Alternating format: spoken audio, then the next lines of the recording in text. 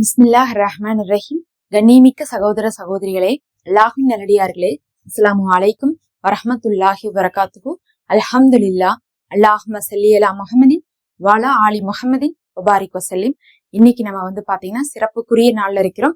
வியாழன் வெள்ளி நாட்கள்ல இந்த ஒரு சூறாவை ஒரே ஒரு முறை ஓதிக்கொள்ளுங்க.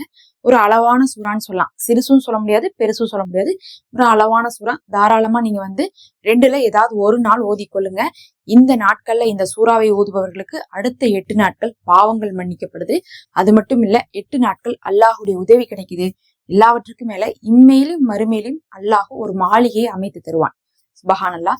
நமக்கு ஒரு வீடு வேணும் அப்படிங்கறதா நம்மளுடைய பெரிய துவாவா இருக்கும். அது அல்லாஹ் இதன் மூலமாக கொடுக்குறான். இதை பாத்தீங்கன்னா பல விஷயங்களை உள்ளடக்கிய ஒரு சூறாவா இருக்கு. அதுலயும் பல சமுதாயத்தை பத்தி அல்லாஹ் பேசுறான். அதுல என்ன இருக்குது அப்படிங்கறத அந்த சூறாவை சொல்லி நான் சொல்றேன். அந்த சூறா தான் துகான் சூறா. சூறா 44. இப்ப அந்த துகான் சூறால என்ன இருக்குன்னு நம்ம சுருக்கமா மட்டும் நான் சொல்றேன். அதை நினைவு வச்சு நீங்க துகான் சூறாவை ஓதிக்கொள்ளுங்க. 3 விஷயங்கள் அல்லாஹ் சொல்றான். முதல்ல ஒரு சமுதாயத்தை பத்தி பேசுறான். அந்த சமுதாயத்துக்கு அல்லாஹ் என்ன பண்றான், தண்டனையை இறக்குறான். அந்த தண்டனை இறக்கக்கூடிய நேரத்துல அவங்க புரிஞ்சுக்கிறாங்க, ஓ அல்லாஹுடைய தண்டனை வருதுன்னு சொல்லிட்டு. அவங்க வேற யாரும் இல்ல, யூனுஸ் நபி அவர்களுடைய சந்ததிகள் தான். அந்த ஒரு கூட்டத்தினர் தான் அல்லாஹ்வை மாறு செஞ்சுட்டே இருக்காங்கன்னு கோவப்பட்டுட்டு யூனுஸ் நபி என்ன பண்ணிடுறாங்க, விட்டுட்டு போயிடுறாங்க, கடலுக்கு போயிடுறாங்க.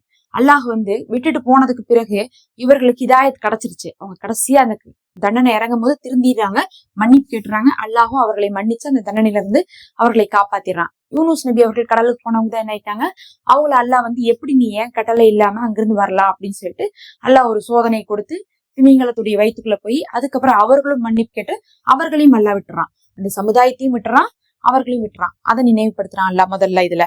அடுத்தது 2வதா பார்த்தா ஃபிரௌனுடைய சந்ததிகளை பத்தி அல்லாஹ் சொல்றான். எப்படி ஃபிரௌன் எவ்வளவு மோசமா ஆணவம் கொண்டவனா இருந்தான். ஆனா அவர்களை விட்டு அவங்களுடைய மக்களை நம்ம காப்பாத்தினோம்.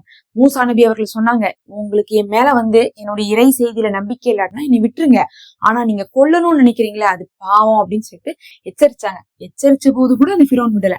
எப்படியோ எங்கேயோ போய் வாழட்டும்னு கூட நினைக்காம அவர்கள் எல்லாத்தையும் அழிச்சாவது போடுவேன் அப்படிங்கிற மாதிரி ஃபிரௌன் செஞ்சான்.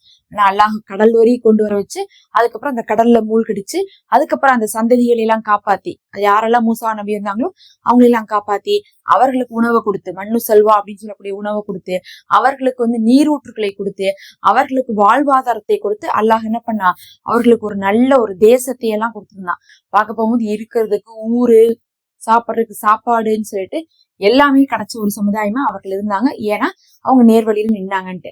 அடுத்து 3வது சமுதாயமா அல்லாஹ் யாரை பத்தி பேசுறான்னு பாத்தீங்கன்னா, முதல்ல நம்ம சொன்னது யூனுஸ் நபியுடையது. 2வது பாத்தீங்கன்னா ஃபிரௌனுடையது சொல்லியிருக்காங்க, அதாவது மூசா நபியுடையது. 3வதா இப்ப யாருக்கு சொல்றாங்கன்னு பார்க்கும்போது நபி ஸல்லல்லாஹு அலைஹி வஸல்லம் அவருடைய காலத்துல இருந்த மக்கத்து காஃபிர்கள். அவங்க எப்படிப்பட்டவங்களா இருந்தாங்கன்னு அப்பவே இறங்குது. ஏன்னா குர்ஆன்ல நபி அவர்கள் இறங்குனது தானே, அப்பவே இறங்குது இவங்க எப்படி பண்றாங்க அப்படின்னு சொல்லிட்டு. இவங்க என்ன பண்றாங்க, மறுமையினால நம்ம எழுப்பப்படுவோமா, எழுப்புறதுக்கெல்லாம் சான்ஸே இல்ல. நம்ம பிறந்து இறந்துட்டோம்னா திருப்பி நம்ம வரமாட்டோம், அதுதான் உண்மை, திரும்ப எழுப்பப்படுறதுக்கெல்லாம் வாய்ப்பு இல்லைன்னு சொல்றாங்கல்ல. ஆனா மறுமை நாள்ல நீங்க எழுப்பப்படுவீங்க. அப்படி எழுப்பப்படும் போது 2 கூட்டத்தினர் இருப்பாங்க.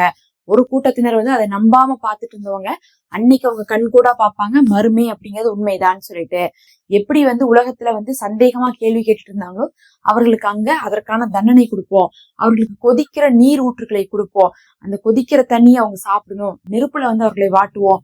அதுக்கப்புறம் அவர்களுக்கு முள்ளால ஆன செடிகள் இதையெல்லாம் நம்ம கொடுப்போம். இதையெல்லாம் அவங்க பார்த்து அழுதுட்டு இருக்கும் போது இதைதான் நீங்க உலகத்துல புறக்கணிச்சீங்கன்னு நம்ம சொல்லுவோம்னு சொல்லிட்டு அல்லாஹ் சொல்றான்.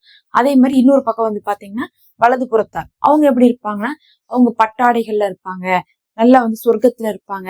அவர்கள் உலகத்திலே நம்பிக்கை கொண்டதின் காரணமாக அவர்களுக்கு அது கொடுக்கப்படுது அப்படின்னு சொல்லிட்டு சொர்க்கத்தை பத்தியும் அல்லாஹ் என்ன சொல்றான், அதை விவரிக்கிறான். அப்போ 3 சமுதாயத்தை பத்தி அல்லாஹ் சொல்றது எதுக்காக சொல்றான்னா, நபி ஸல்லல்லாஹு அலைஹி வஸல்லம் அவருடைய காலத்துல இருந்த மக்கத்து காஃபிர்கள் நபி அவர்களை நம்பல. மௌத்துக்கு பின்னாடி உலகமே இருக்காது, வாழ்க்கையே இருக்காது, நமக்கு தண்டனையே கிடைக்காதுன்னு நினைச்சிட்டு இருந்தாங்க. அதனாலதான் அல்லாஹ் கம்பேர் பண்ணி கேட்டுக்கிறான். எப்படி யூனுஸ் நபி கடைசி நேரத்துல நம்ம காப்பாத்தலையா அவங்களுடைய சந்ததிகளை, ஃபிரௌன் இருந்து அவங்களுடைய சந்ததிகளை காப்பாத்தலையா, அவங்களாம் வலிமையானவங்க தானே, அவங்களவே நம்ம அழிக்கலையா அப்படின்னு சொல்லிட்டு அல்லாஹ் கேட்டுட்டு, உங்களை விட இம்பகு சமுதாயத்தை பத்தி உங்களுக்கு தெரியாதா, அவங்க ரொம்ப வலிமை வாய்ந்தவர்களா இருந்தாங்க, அவர்களையே நம்ம என்ன பண்ணோம், அழிச்சோம் அப்படின்னு சொல்லிட்டு அல்லாஹ் சொல்றான். நிறைய வலிமை மிகுந்த சமுதாயத்தை அல்லாஹ் படைத்தான். மலைகளை குடைந்தெல்லாம் போய் வாழ்ந்தாங்க.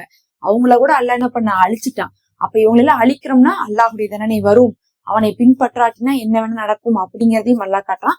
அதே மாதிரி மரணிச்சுட்டா அதோட வாழ்க்கை முடியாது, மறுமை இருக்குது அப்படிங்கறதே அல்லாஹ் சொல்லக்கூடியதுதான் இந்த துகான் சூரா. இந்த சூறாவை வாரம் ஒரு முறை இந்த வியாழன் வெள்ளி நாட்கள்ல நீங்க ஓதிவாங்க.